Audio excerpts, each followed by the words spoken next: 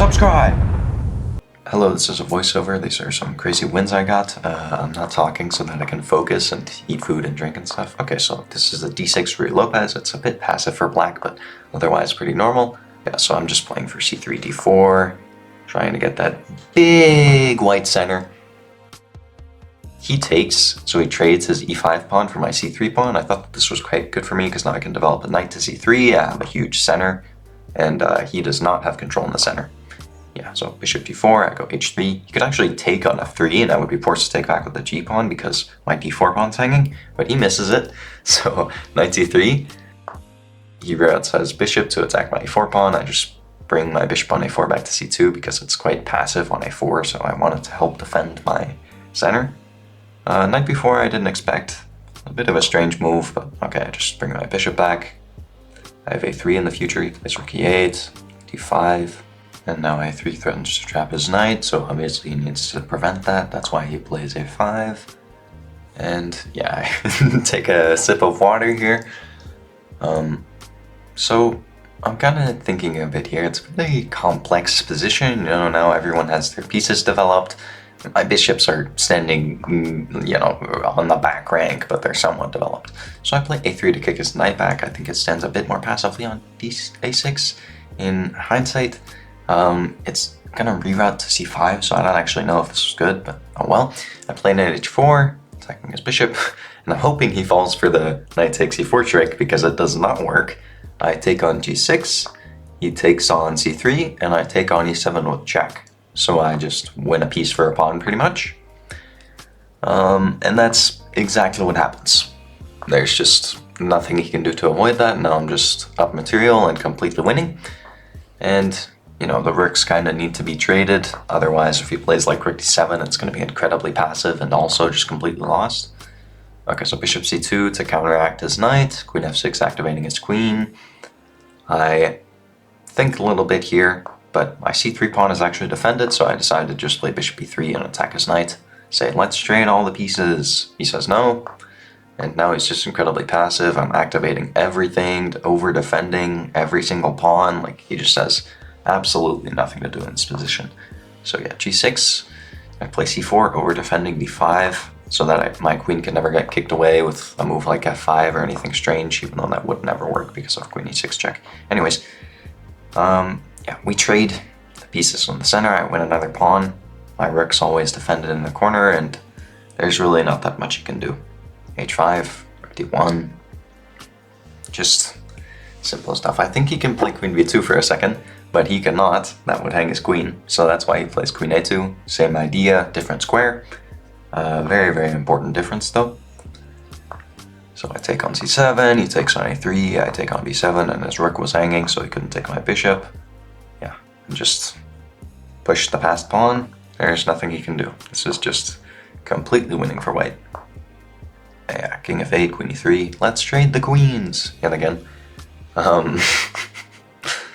Yeah, so he grabs a pawn as a final attempt, but my bishop is defending that square, so I just make a new queen. And whenever you're up a ton of material in these positions, just give checks. That's what I do, at least. Just check, check, check until something falls over. Offer queen trade over and over again, and eventually something will happen. I do have to be a bit careful in this position, because if I play rook d7, then he might have some queen c1 check, queen f4 check, infinite check for a draw, but I end up just giving some material back, and this is completely winning. Even if like, let's say like 700 played this position, I think that's strong enough to not stalemate. You know, at 700, surely you know how to ladder mate, right? Make a queen, you have the extra rook on the board, just ladder mate. Yeah, so Sicilian with d6, I play a bishop c4 variation. It's much stronger against d6 than it is against e6 or knight c6. Get an early e5 in. Yeah, now this is just a complicated position. A lot of the time I end up in some weird position that is not theoretical from any opening at all, but you know, that's what happens when you're some random 2000 like me.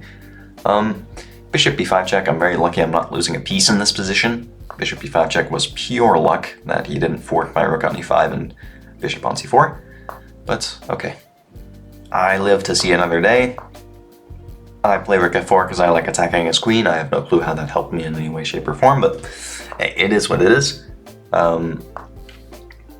Queen f3, I was a bit surprised to see knight e5 because I just win a free pawn for no reason. Yeah, his bishop's attacked. I was calculating bishop d6. It's a bit of a complicated line. My queen is almost getting trapped. I think if he had played that on the board, maybe I would bring my queen back or something. But okay, he plays bishop g5. I have to play rook a4. It's like the only active square for the rook. He brings this rook to b8. I really thought he would bring his f rook. But yeah, he's planning some knight f3 check tricks. There's nothing concrete, but it's just like in the air. Eventually there will be knight f3 check. Yeah, but now obviously he walks into the f4 trick, and it's not even a track actually, it's just a tactic, purely winning a piece. But I'm wondering if I should take the bishop first or if I should play f4 immediately, and I decide to play f4 immediately to defend my b2 pawn. So, yeah, my rook is just active laterally, there's nothing he can do. Knight g4 is a nice trick that I hadn't even seen, to be honest, but obviously he's threatening some very dangerous checks and almost mating me with queen f2 check after I take his bishop, so that's why I play h3 first. And there's nothing he can do, he will lose a piece. Yeah. Next game, now I'm on the black side of the Sicilian. I thought it would be a Smith-Morra Gambit, but instead it's this weird variation where people try to get you to play some e5 lines. Fun fact, playing e5 from the black side after bishop c4 is not that great, so that's why I don't really want to go for it. Yeah, h3 was a strange move. For like a gambit player, you wouldn't suspect, you know, h3. It's a bit passive, but maybe it's theory of some kind. Yeah, so past me is over here smiling, long castling and stuff. Yeah, very nice. Bishop e3 developing. Knight f6, more development. No, that's what all we 2000s do. Just develop, develop, develop. Don't do anything else. Yeah. I play a6 to stop his attack. I think b4 would be pretty strong here from him, to be honest.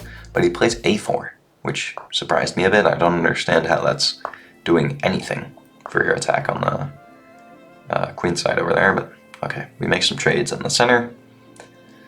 And he short castles to defend his g2 pawn. Some checks, very complicated position, but he ends up playing c3, which was very weird. He wants me to take on b2 and open up his b file, but I would obviously never do that in 100 million years. Let him attack me? No thank you. I just grab that bishop and get some clean central control. Yeah. So knight b3 to stop bishop c5. Then I have to play f5 to defend my f7 pawn. He wants to trade the rooks and stuff like that, so I play bishop e7. I want him to trade on my terms, and then he plays knight d2, I win the a4 pawn, and now this is just probably winning for black, I'd say.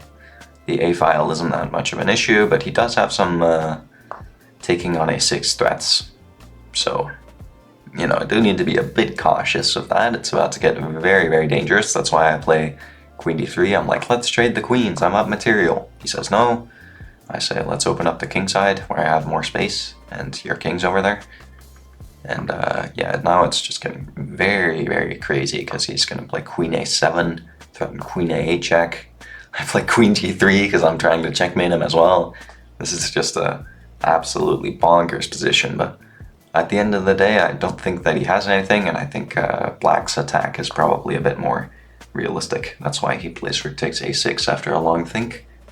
And I just ignore it and take on d2, which is pretty cool.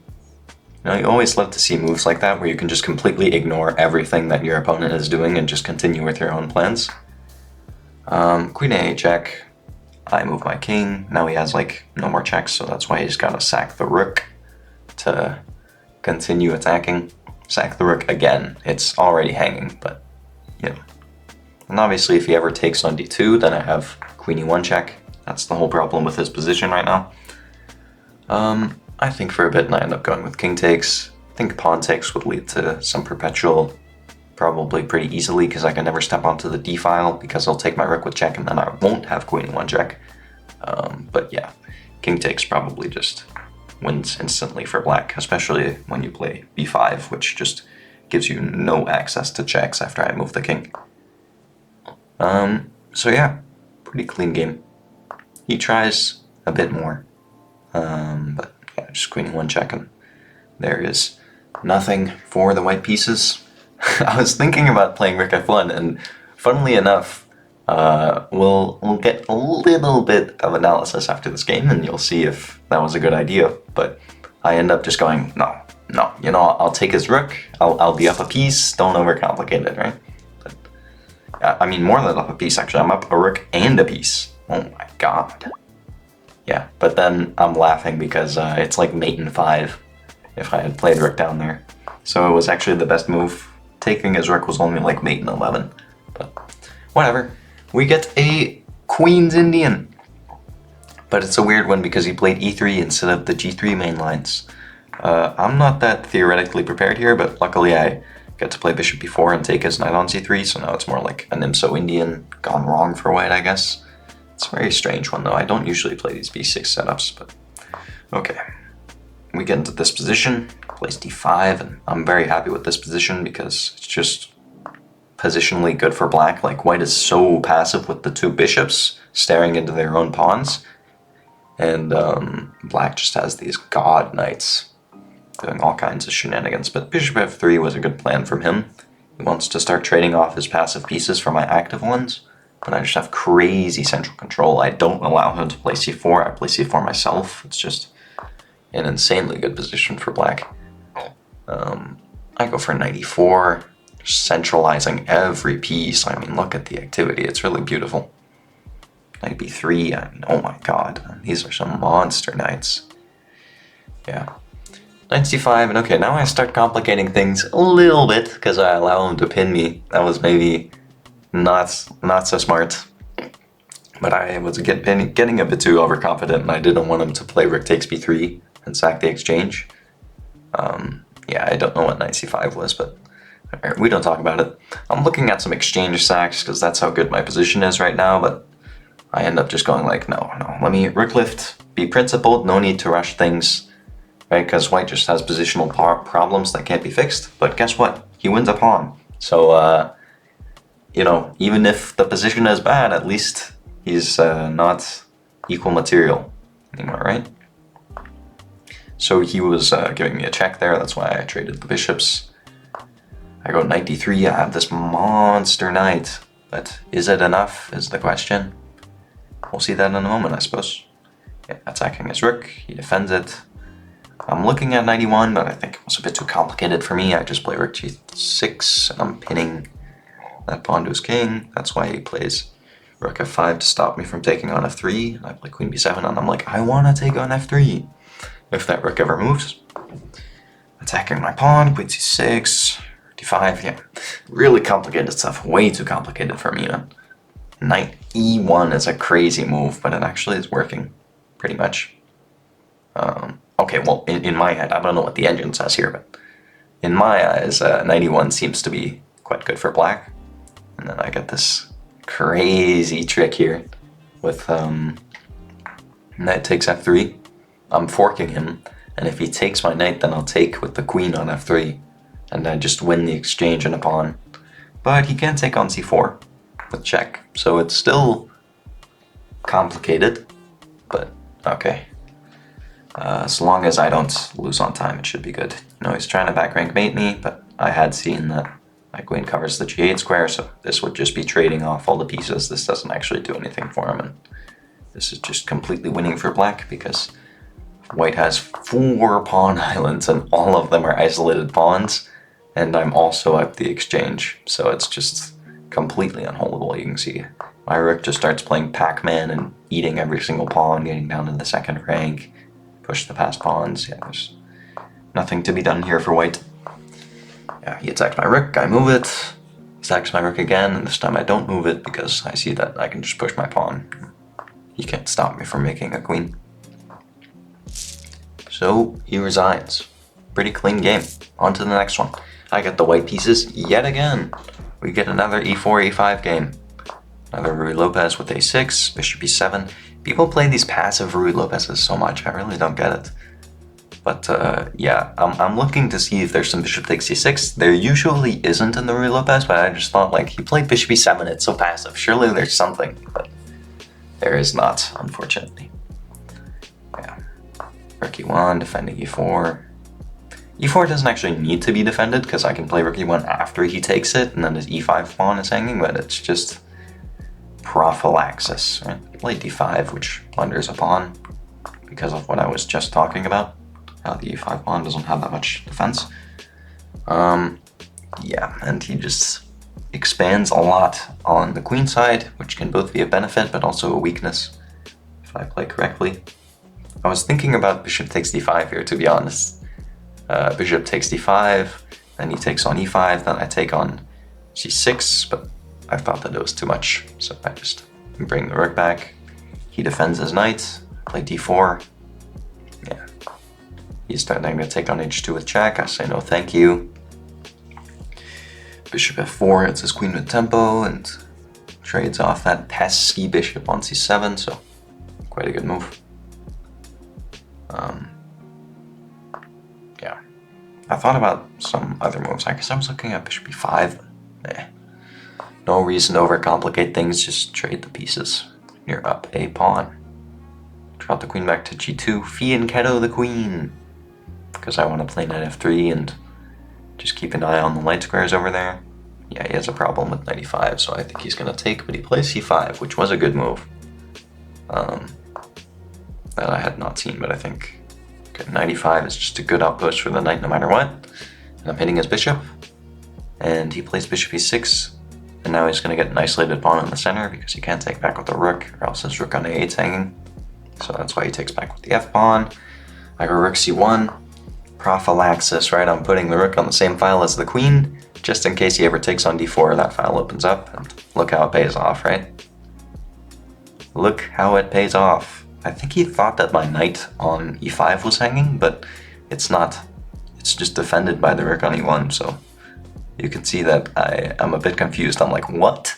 What? It's just defended. What are you talking about? I just take the knight, and he resigns, I'm pretty sure. Yeah. So that was pretty nice. I really love these Ruy Lopez games because all I do is just play for the center and it works well. So yeah, this is like 2 hours later or something like that. It's later in the day, but still same day. We get another Sicilian, but it's a weird Alapin where white sacrifices a pawn for no reason. But yeah, d5. I don't know if this is correct, by the way. I don't have like computer lines for everything, alright? I'm just kind of playing here and hoping I'm doing it correctly. But yeah, knight d6, he can take on c5, so knight f6 is kind of forced. Yeah, he takes on c5 anyways. e5, attack his pawn. He plays bishop e3, defending it. For some reason I thought I had d4 in this position, so I got a bit upset during the game. But I did not have d4 because he had bishop b5 check and he had too many pieces attacking my d4 pawn. Anyways, he plays bishop e5 anyway, and my position is a bit annoying because like my bishop on c8 can't really be developed that easily. My rook on a8 is a bit passive, and there's kind of some developmental problems here for the black pieces. Yeah, so I'm thinking just bishop e7, castle, but my d5 pawn's not defended enough, so I'm like, oh shit. I just dropped the d5 pawn, and now I just have to find my way out of this terrible position, but luckily I traded off my weakness, which was the d5 pawn. Now the only other weakness is e5, which is defended for now. Yeah, so he develops. I play bishop h4 check to force g3. In hindsight, maybe I should have just played bishop g5 immediately, because I wanted to do it here, but here he has f4. So g3 didn't really help me at all. I don't know why I forced him to play g3, that was really strange. But okay, bishop goes back to e7 to stop queen d6, and I just pray to find a way out of this position. I have like no active moves like f5 because my pawn's pinned to my king. I play rook d8, then he threatens to take on f7 and start mating me or whatever he's doing over there. So I'm just like, no thank you, I'll put my rook back. It's so passive, but it's what needs to be done. Yeah, as you can see by the red markings, just everything is passive, but I have one dream, which is to play knight f6 and trade off all the pieces. Yeah, so knight d6 was a logical move, but I don't think that it was that great in hindsight. I thought about playing knight f6, but it drops my e5 pawn. So that's why I end up looking at the other move, which looks a bit more crazy, knight b6. Because if he takes my knight, then I could take his knight on d6. It's not defended enough times, and okay, his pawn on b6 is a weakness. I will probably win that back eventually, and my position will be okay. Which is almost exactly what happens. He lets me trade the queens, and then I take on b4 because that's a free pawn. And then, you know, he castles, and I'm like, what? Because now I'm gonna win another pawn. That pawn on b6 is incredibly weak. And okay, with 2 extra minutes on the clock, I think that I can win this, but I'm not exactly the best in time scrambles, so we'll see. Yeah, I'm just up a pawn here now, and he doesn't have that much activity down the b file because his knight's always hanging.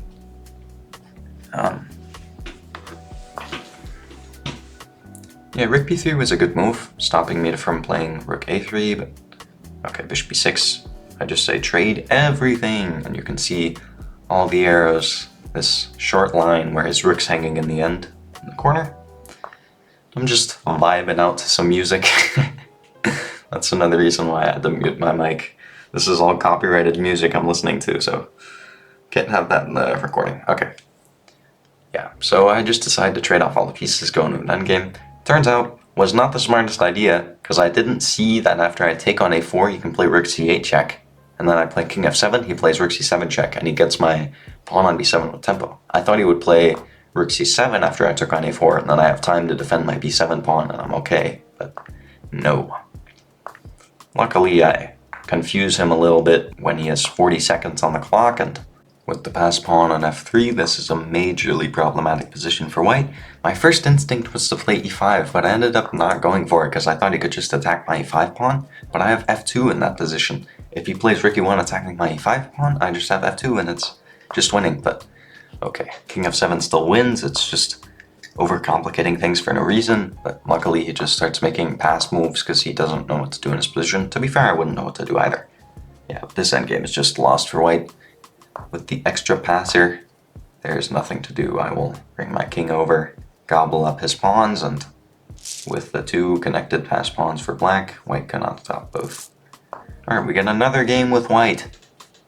Okay, I get the white pieces a lot. Scandinavian. He plays this weird one with queen e5 check. I don't really know what to do here with white, but I end up playing bishop e2, and I'm just like, okay, I'll play knight f3. So he plays bishop g4, and maybe I should be playing f3 here or something, but I feel like that's weird. So I just played d4. I didn't expect him to take on e2, but he did, so that's how that goes, I guess. Yeah, queen d6 was also weird. It just lets me get bishop f4 with tempo, like just allowing me to develop every single piece with tempo. Look at that, all of black's pieces on the back rank, and I have 3 minor pieces out. I've played d4 controlling the center, and I've short castled. That's insanity. Okay. Knight b5, I'm like, let me fork you, and he says no, and plays e5, but it just sacrifices a pawn, so I'm glad to take it. I take with the a rook, because my other rook is going to go to e1. Rook c8 trying to defend, but I say no, you cannot defend this. Sacrifice the e5 pawn I just won to win his pawn on c7. And I think this is good for white because he has an isolated pawn on e6 now, which is like a large weakness. I play bishop e3 because I want to fork him on d6, and also a7's hanging, so you know that's another problem. Now I'm just going to be up 2 pawns with a somewhat winning position easily. It still requires some conversion. If you hang any pieces, it's gonna lose you the game, but so long as you don't do that, it should be fine. Anyways, he's like, no, you can't be up 2 pawns, and then he plays rook a8 because he wants to get some activity and win a pawn back. I am decent at converting these endgames, so I just start attacking all of his everything, and I think about playing bishop c3 to defend the c2 pawn, but I also think about taking on e6 with the rook, but I end up taking with the knight because I'm just like, okay, this is the most simple. Yeah. like I said, I'm just attacking all of his everything, and I decide not to take on f6 and then take on h7 because it's going to get my knight trapped, first of all, and second of all, it's going to hang my b2 pawn and he's going to get a passed b pawn, so I think that's a relatively bad idea. Yeah, my knight on g5 is hanging. My first idea was knight f3, but knight e6 is just better because I'm checking him along the way. Thought about playing f3, but I didn't really see what it accomplished. So I end up just bringing my knight back to d4. I'm like, okay, let's just start trading some pieces. He's forced to sack a rook for a bishop and a pawn, right? And I'm just going to trade off every single piece, go into the endgame. In these online games, you have to be somewhat decent at endgames in order to convert all of these winning positions, but okay, it's so active for white. It's clear to see that it's winning, even though I'm only up the exchange. Thought about playing g3, but I thought I would put both of my pawns on the dark squares. I didn't really like that, so I played h3 instead. In hindsight, maybe putting the pawns on the dark squares to counteract the bishop would be good, because like we still have some pieces on the board. You know, my rook's always going to be here. As long as I don't hang anything, I don't know why. But yeah, more moves happen. Now he's even more passive, but I still can't break through just yet. I kick his bishop away, he moves it, attacking my pawn.